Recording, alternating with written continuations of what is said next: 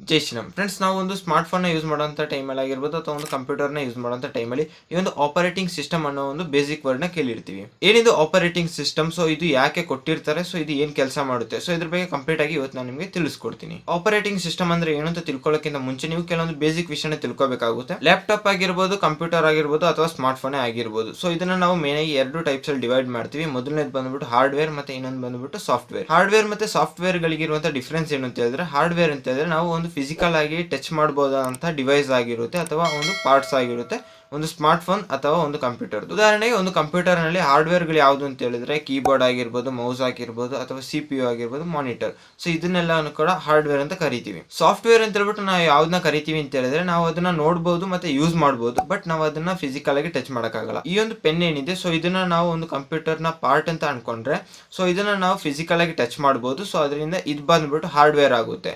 But ಇದನ್ನೇ ನಾವು touch ಆಗದೇನೆ ನೋಡ್ಬೋದು ಮತ್ತೆ ಯೂಸ್ ಮಾಡ್ಬೋದು ಅಂದಾಗ ಸೊ ಇದು ಸಾಫ್ಟ್ವೇರ್ ಆಗುತ್ತೆ. ಇದನ್ನ ನಾನು ನಿಮಗೆ ಯಾಕೆ ತಿಳಿಸ್ಕೊಟ್ಟೆ ಅಂತ ಹೇಳಿದ್ರೆ, ಈ ಒಂದು ಆಪರೇಟಿಂಗ್ ಸಿಸ್ಟಮ್ ಅನ್ನೋದು ಏನಿದೆ, ಸೊ ಇದು ಬಂದ್ಬಿಟ್ಟು ಹಾರ್ಡ್ವೇರ್ ಮತ್ತೆ ಸಾಫ್ಟ್ವೇರ್ ಮಧ್ಯೆ ಕೆಲಸ ಮಾಡುತ್ತೆ. ಯಾವ ರೀತಿಯಾಗಿ ಅಂತ ಹೇಳಿದ್ರೆ, ನೀವು ಹಾರ್ಡ್ವೇರ್ ಮುಖಾಂತರ ಯಾವ್ದೋ ಒಂದು ಕ್ಲಿಕ್ಸ್ ನ ಮಾಡಿದ್ರಿ ಅಥವಾ ಕೀಬೋರ್ಡ್ ಅಲ್ಲಿ ಟೈಪ್ ಮಾಡಿದ್ರಿ, ಅದು ಸಾಫ್ಟ್ವೇರ್ ಗೆ ತಲುಪಿಬಿಟ್ಟು ನಿಮ್ಮ ಒಂದು ಮಾನಿಟರ್ ನಲ್ಲಿ ಅದು ಬಂದ್ಬಿಟ್ಟು ಡಿಸ್ಪ್ಲೇ ಆಗ್ಬೇಕು ಅಂತ ಹೇಳಿದ್ರೆ, ಸೊ ಸಾಫ್ಟ್ವೇರ್ ಗೆ ಗೊತ್ತಾಗ್ಬೇಕಲ್ಲ ನೀವೇನ್ ಟೈಪ್ ಮಾಡಿದೀರಾ ಅಂತ ಹೇಳ್ಬಿಟ್ಟು. ಸೊ ಯಾವ ರೀತಿಯಾಗಿ ಗೊತ್ತಾಗುತ್ತೆ, ಸೊ ಜಸ್ಟ್ ಒಂದು ವೈರ್ ಕನೆಕ್ಷನ್ ಆಗಿದ ತಕ್ಷಣ ಗೊತ್ತಾಗ್ಬಿಡುತ್ತಾ?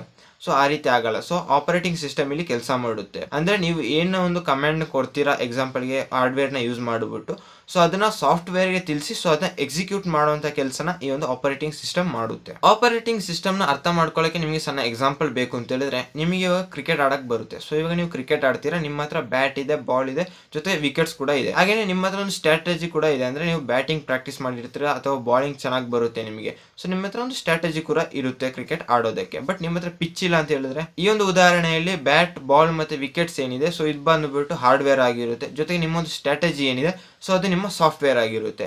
ನೀವು ಸ್ಟ್ರಾಟಜಿನ ಯೂಸ್ ಮಾಡ್ಕೋಬಹುದು, ಬಟ್ ನೀವು ಅದನ್ನ ಫಿಸಿಕಲ್ ಆಗಿ ಕೈಯಲ್ಲಿ ಹಿಡಿಯುವಂಥದ್ದು, ಮುಟ್ಟುವಂಥ ಕೆಲಸನ ಮಾಡೋಕ್ಕಾಗಲ್ಲ.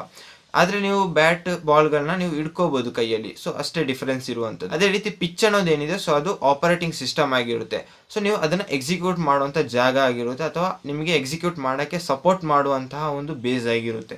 ಸೊ ಅದೇ ರೀತಿ ಆಪರೇಟಿಂಗ್ ಸಿಸ್ಟಮ್ ಕೆಲಸ ಮಾಡುತ್ತೆ. ನೀವು ಕೊಡುವಂತ ಕಮಾಂಡ್ ನ ಎಕ್ಸಿಕ್ಯೂಟ್ ಮಾಡೋಕೆ ಮಧ್ಯವರ್ತಿಯಾಗಿ ಕೆಲಸ ಮಾಡುತ್ತೆ ಈ ಒಂದು ಆಪರೇಟಿಂಗ್ ಸಿಸ್ಟಮ್. ಈ ಒಂದು ಉದಾಹರಣೆ ಮುಖಾಂತರ ನಿಮಗೆ ಆಪರೇಟಿಂಗ್ ಸಿಸ್ಟಮ್ ಯಾವ ರೀತಿ ಕೆಲಸ ಮಾಡುತ್ತೆ, ಜೊತೆಗೆ ಆಪರೇಟಿಂಗ್ ಸಿಸ್ಟಮ್ ಅಂದ್ರೆ ಏನು, ಸೊ ಇದು ಚೆನ್ನಾಗಿ ಅರ್ಥ ಆಗಿದೆ ಅಂತ ಅನ್ಕೊಳ್ತೀನಿ. ಇನ್ನು ಕೆಲವೊಂದು ಆಪರೇಟಿಂಗ್ ಸಿಸ್ಟಮ್ಗಳ ಹೆಸರು ಹೇಳಬೇಕು ಅಂತ ಹೇಳಿದ್ರೆ, ನೀವು ಮೈಕ್ರೋಸಾಫ್ಟ್ ವಿಂಡೋಸ್ ಕೇಳಿರ್ತೀರಾ, ವಿಂಡೋಸ್ 7, 8 ಹಾಗೆ 10.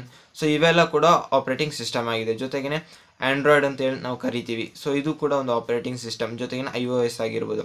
ಆ್ಯಪಲ್ ಅವ್ರದ್ದು ತುಂಬ ಆಪರೇಟಿಂಗ್ ಸಿಸ್ಟಮ್ಗಳಿದೆ. ಎಕ್ಸಾಂಪಲ್ಗೆ ಹೇಳಬೇಕು ಅಂತ ಹೇಳಿದ್ರೆ ಮ್ಯಾಕ್ OS ಅಂತ ಬರುತ್ತೆ, ಹಾಗೆ TV OS ಬರ್ಬೋದು, watch OS, so iPad OS. So ಇದೆಲ್ಲ ಕೂಡ ಆ್ಯಪಲ್ ಅವರ OSಗಳು. ಆ್ಯಪಲ್ ಕಂಪನಿಯವರು ಅವರ ಒಂದು OSಗಳಲ್ಲಿ iOS ಅಂತ ಏನಿದೆ, ಸೊ ಇದನ್ನ ಬಂದ್ಬಿಟ್ಟು ಅವರೊಂದು ಸ್ಮಾರ್ಟ್ ಫೋನ್ಗಳಲ್ಲಿ ಯೂಸ್ ಮಾಡ್ತಾರೆ. ಇದನ್ನ ಬಿಟ್ಟರೆ ಫೈರ್ OS ಅಂತ ಬರುತ್ತೆ, ಹಾಗೆ ಲಿನಕ್ಸ್ OS ಅಂತ ಬರುತ್ತೆ, ಜೊತೆಗೆ ಬ್ಲ್ಯಾಕ್ ಬೆರಿ ಅನ್ನೋದು ಬರುತ್ತೆ. ಬ್ಲ್ಯಾಕ್ ಬೆರಿ ಅನ್ನೋ OS ಏನಿದೆ, ಸೊ ಇದು ಬಂದ್ಬಿಟ್ಟು ನಮ್ಮ ಭಾರತದಲ್ಲಿ ಅಷ್ಟೇನು ನೋಡಕ್ ಸಿಗಲ್ಲ, ತುಂಬಾ ಕಡಿಮೆ ರೇರ್ ಕೇಸ್ಗಳಲ್ಲಿ ನೋಡಕ್ ಸಿಗುತ್ತೆ. ಬಟ್ ಔಟ್ ಕಂಟ್ರೀಸ್ಗಳಲ್ಲಿ ಇದು ತುಂಬಾನೇ ಪಾಪ್ಯುಲರ್ ಆಗಿರುವಂಥ OS. ಜೊತೆಗೆ ಯೂಬುಂಟು, ಸೊ ಈ ರೀತಿಯಾದಂಥ OSಗಳು ತುಂಬಾ ಇದೆ.